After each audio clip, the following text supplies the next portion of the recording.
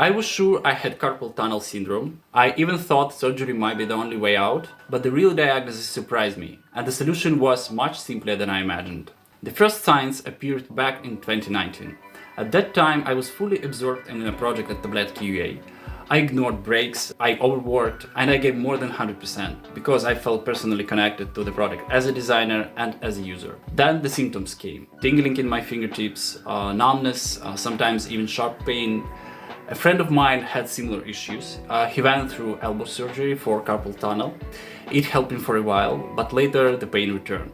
That scared me. I didn't want to end up the same way, because I already live with partial paralysis on the left side of my body, and I've lost vision on the left side too, and if my right hand failed me, it would put me in an even worse situation.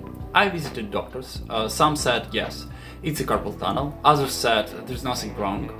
Ultrasound results weren't clear. I was stuck in the middle. I tried different therapies, special mice, vertical and trackball, exercise with the power ball, regular breaks, and these things helped, but only partially. For a while the pain disappeared, but then after life changes, it came back even stronger. In 2024, I was working on 3 projects at once. The pain was no longer just in my hand. It spread to my elbow and even to my shoulder. It became impossible to ignore. That's when I found another doctor, and he gave me a completely different answer. The doctor said, you don't have carpal tunnel syndrome. What you do have is myofascial pain syndrome. He explained it this way. It's not about wrist position, it's about muscles in my arm. When the arm rests too long on the flat surface, the muscles fibers stick together, and that reduces signal conductivity. And it creates tingling, numbness, and pain. This diagnosis made sense, and it changed everything for me. Of course, ergonomic tools helped, a better desk and chair, special mice, but the real key was regular breaks, exercises, and one very important self-massage. Let me show you what I do. Part 1. Hand routine. Exercise 1. Finger spread. Spread your fingers wide, then claw them back into your palm. Open and close, slowly, with control. Exercise 2, as my doctor called it, mushroom. Bend your finger joints so the tips press against the middle of your fingers. Then open your hand, bend again, but press the fingertips down toward the wrist. It looks like a half fist, but the last joints are tucked in. Repeat this several times. Exercise 3. Thumb touches. Touch your thumb with each finger, one by one. Index, middle, ring, little finger, like gentle pinches moving in a circle. I repeat this short routine for about 3 minutes. And back in 2019, it almost completely relieved my symptoms. And now, a full break routine. Lie on the floor, stretch arms out to the sides, cross arms and hug yourself tightly. Switch sides. Squeeze hard, then open wide again. Raise arms up as if waking up. Bring knees in, turn palms upward, cross arms under your body, hold one hand with the other, and lift your torso up. This stretches your arms and lower back. Then place your fingertips behind your head and do 10 crunches. Your fingers protect the head, acting like shock absorbers. Next, cat stretch with head movement. On all fours, stretch your body forward with arms straight.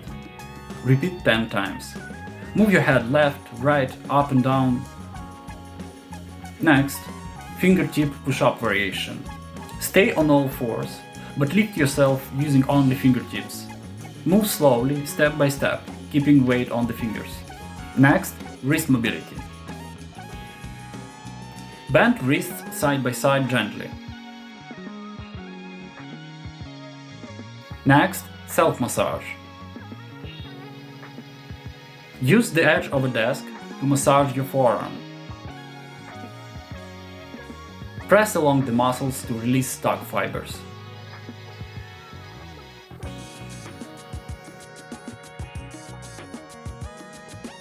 Next, bar hanging. Hang on the pull bar for about 1 minute. Relax shoulders. Let gravity work. Then, general arm movements. Side to side, up and down, windmill circles. Combined with the 3 hand exercises. Next, final hang with shoulder rolls. Hang again, this time with more tension. Lift legs slightly. Make small shoulder circles, like light pull-ups. This warms up the joints where pain often spreads.